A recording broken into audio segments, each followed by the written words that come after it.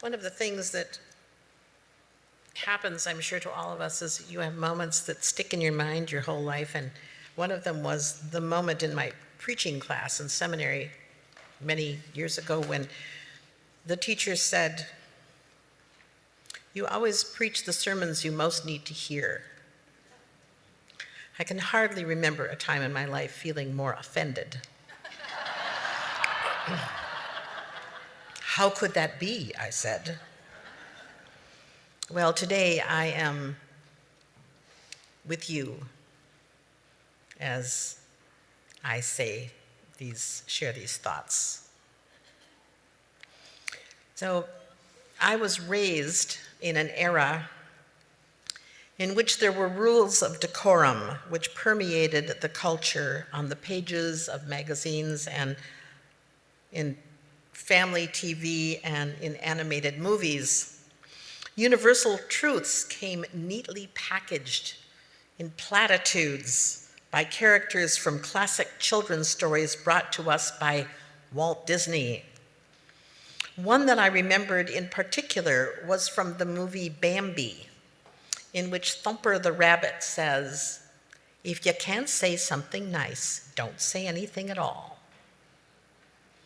This was, I recall now, an especially potent premise in the white middle-class American campaign to raise the kinds of daughters who would marry well and not only support but do nothing to upset their husbands' careers or the happiness of their families. For better or for worse, this idea shaped many marriages of the 1950s and before. I had a friend whose mother told her, and she passed on to us, that we were to never talk about religion or politics because there was always the possibility of discord. At best, women learned to choose their words, pick their battles, listen well, focus their energy where it would have the greatest positive impact on their own well-being and that of their husbands and families. It made it possible to deal with difficult issues in a non-threatening way. It invited niceness from others. At worst, it supported conflict avoidance and superficiality and invited the oppression that happens when any hint of disagreement can feel like a threat to the pursuit of happiness. In short, the dynamic of manufactured pleasantness didn't give anyone much practice in dealing with the messy, unscripted territory of human needs and emotions. Clearly, just not saying the not nice things was not enough. Just saying the not nice things didn't work that well either. There was a reason, it turns out, for Mother's admonition. Not nice things invited pushback, anger, resentment, criticism, shouting, and even violence. Not all not nice things. It might be said that the attraction to second-wave feminism was its permission to be less nice. Conflict and dissent, previously reserved for the mostly white male-dominated halls of Congress, the smoke-filled rooms of the old boys clubs, and the athletic arena took on new forms. Relationships began falling apart under the strain of the new openness to the complexities of human needs. Rules of engagement began to shift and carefully contained truths and projections, and half-baked rumors and perceptions began to emerge in a hungry media. We became addicted to the conflicts of others. And a whole movement and industry rose up to provide professional and self-help resources to recreate and reestablish new value bases and new skill sets and new platitudes to manage the not niceness in our lives. Have a nice day. Don't worry, be happy. But for a time, it seemed like there was a new normal that held some kind of center, even in a society that was more tolerant of the complexity of the human condition. And throughout this time, the effort to create peaceful and respectful and democratic approaches to many kinds of systemic conflict and oppression found their way into the forefront. The civil rights movement, the feminist movement, gay rights, all unfolded with a certain set of unspoken standards of decorum among leadership, punctuated by targeted and dramatic acts of violence, such as assassinations and military intervention in civic protest. But at its worst, as we look back now, we can see that those times displayed a certain strategic intention that seemed to be managing the undercurrent of dissent. And today there has bubbled up through the surface the next layers of repressed human misery that cannot be easily collected into a movement. It is a population of the randomly disenfranchised who are not united by concrete and identifiable characteristic that defines their oppression. Not gender, nor race, nor sexual identity, but only by feelings of powerlessness to affect often more than one aspect of their lives. It is powerlessness that is expressed in destructive negativity of all kinds. It is expressed in violent films and television. It is expressed in epithets and sarcasm and mean and thoughtless rhetoric at all levels of our society. In mindless reactivity and half-truths on social and public media, it is expressed in bullying and arrogant dismissiveness. And I believe that it is spreading through our entire culture like a virus. Not only is it destructive to the fabric of civilization, but it is simultaneously sucking up the very energy that could be used to address the sources of powerlessness that fuel it and the sources of power that exploit it. It is not hard these days to imagine a political strategist of the last decade saying, I have an idea. Let's be so outrageous and run so against centuries of so-called cultural norms in a way that completely captures the reactivity and defensives of even the most passive and compassionate Americans. Let us pit reptilian brain against reptilian brain in the biggest red herring in the history of the world and suck the creativity and the positive energy out of generations of otherwise rational and productive Americans who will seize onto outrage as a strategy and render themselves increasingly less effective.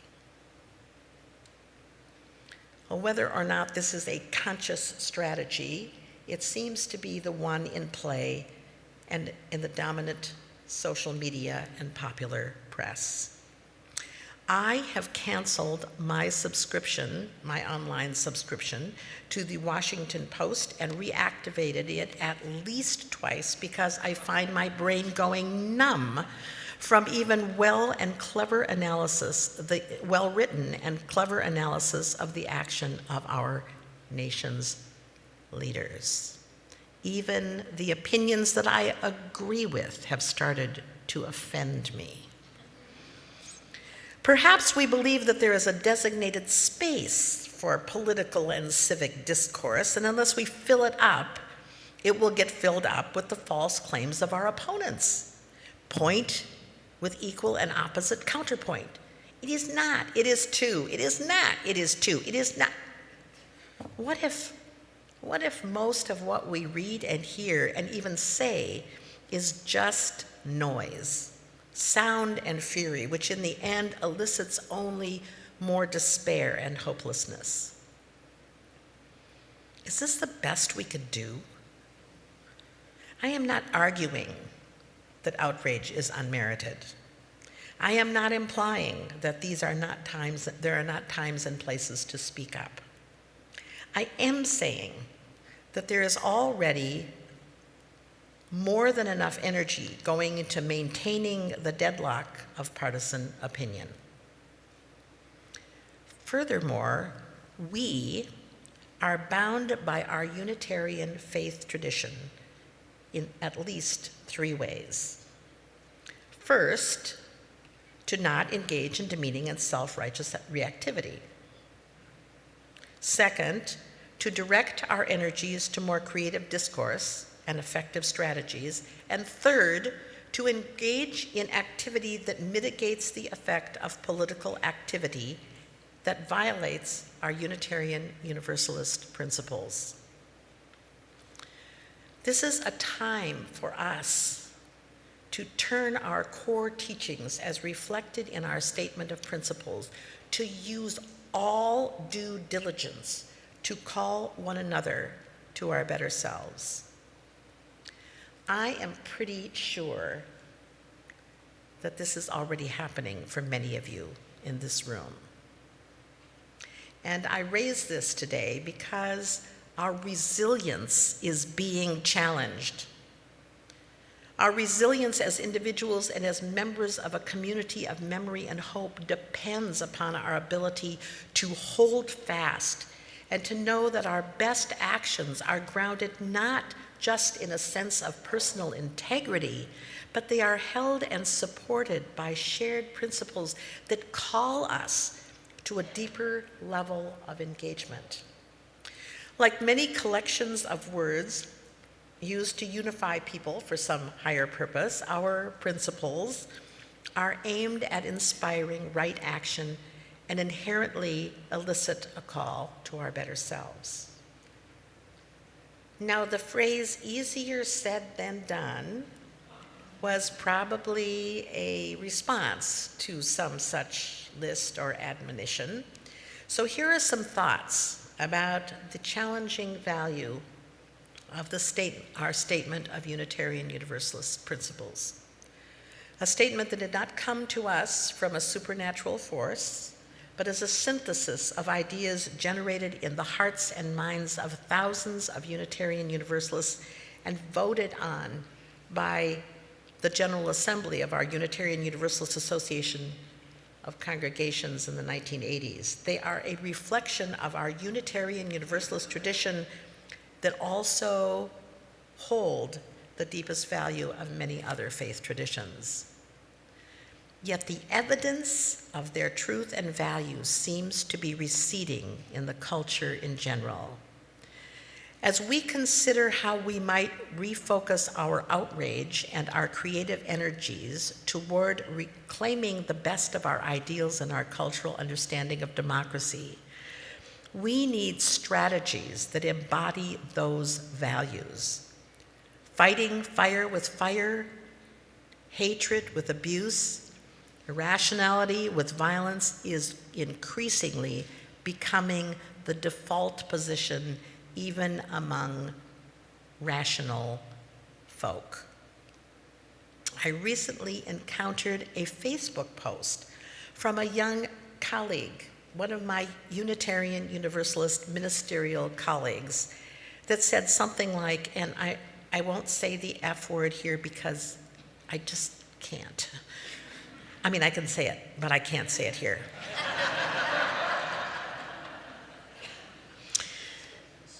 I wonder if I should have said civility at a recent public rally. Oh, well, ... I considered this post for a few days, and I wondered if she could not have found a less offensive way to be ineffective.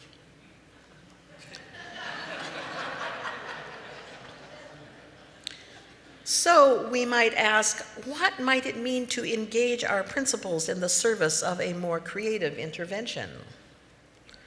Our first principle states, we, the members of the congregations of the Unitarian Universalist Association, covenant to affirm and promote the inherent worth and dignity of every person. Now, the first time I heard this principle discussed, and pretty much every single time since then, someone has said, well, what about Hitler? And now they're saying, well, what about Donald Trump? Well, what about Hitler? And what about Donald Trump? Well, it does not say the inherent worth and dignity of every person and then provide a list of exceptions. It says clearly every person. And what I think this means is that we are born without negative intention. No one is born with a program to become a dictator or a terrorist or a nincompoop. What is implied here is that it takes systems, family system, an economic system, a system of government, a social system, an education system, a political system to make any one of us who we are, and a combination of those. We are more than happy to reduce to paper dolls individuals who come into the spotlight, to label them as heroes or villains or superachievers or champions or destroyers of this or that, and in so doing, deny them any worth and dignity that might save them from becoming caricatures of their worst selves. No wonder even the best of our public servants sometimes abandon their principles or their offices or their common decency.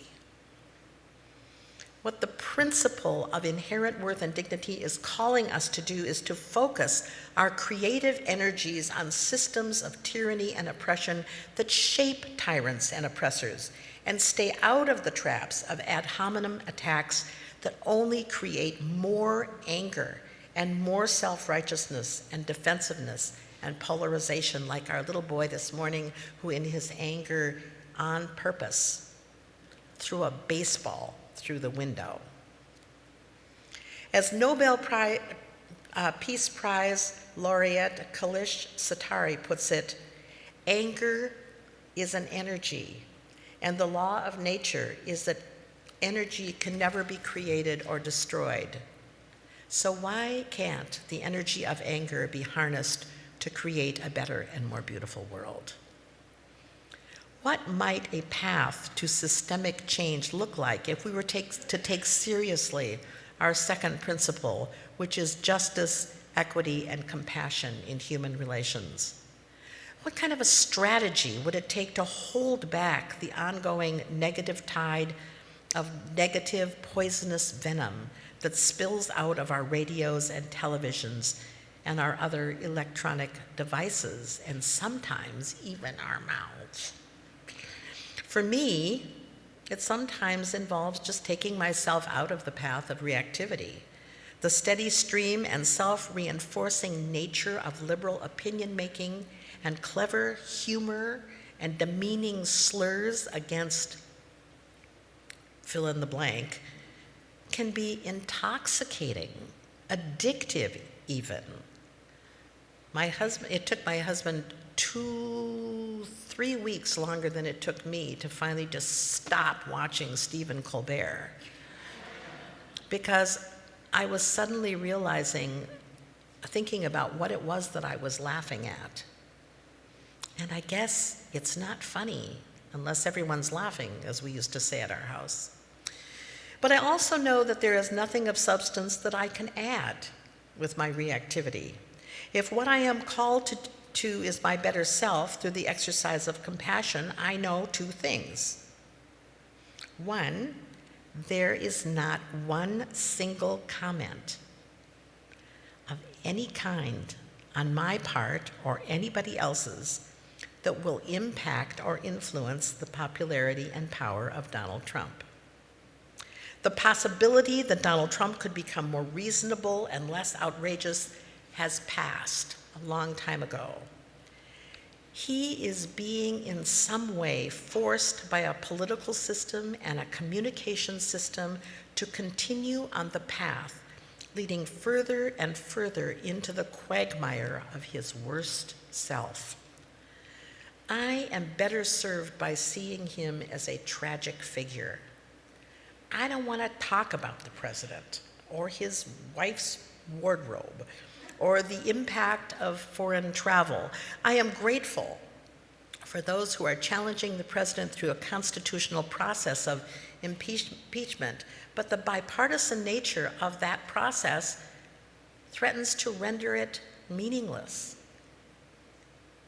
So what I am left with is a question of what forms of oppression are triggering his popularity, and what are the systems that are supporting the continuation of his legacy, and to seek places to engage our fourth principle, which is to affirm and promote the free and responsible search for truth and meaning.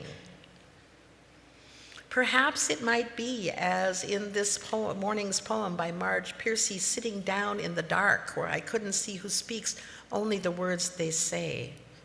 For me, this means listening past my own preconceived notions and forming responses that at the very least do not add to the myriad of ineffective approaches to addressing the harm that is being done in the political arena. I was offered such an opportunity recently on an airplane between Duluth and Minneapolis. An attractive, well-dressed woman about my age sat across from me, across the aisle from me. We chatted about the weather and about the fact that we lived in neighboring communities, a little about our families and where we were headed for that day. And about 10 minutes from touchdown, she said to me, "Are you conservative?" Dodging in favor of assessing intent, I asked, "Are you?" "I am." "What does that mean?" I asked. "It means being Christian and Republican," she said. Further dodging, I asked, "So how are you feeling about the president?" "Just fine," she said. "He supports my values on abortion, immigration, and gun control, especially the right to carry." "Do you carry?" I asked. "All the time," she said. "Are you carrying right now?" "I have a gun in a special carrier in my luggage. I will put it in my purse when I collect my bags. I carry all the time, even when I'm hanging clothes in my backyard." "Do you think that I am too trusting because I do not feel the need to carry a gun?" "Yes," she said. "There are lots of crazy people out there." Well, it is easy, from a particular perspective, to poke fun or express incredulity at this exchange. With some tweaking, it could be turned into a Saturday Night Live sketch. But when I opened my mind and my heart to this woman, I could hardly imagine the level of fear and distrust that moved her to believe that her world is such a dangerous place.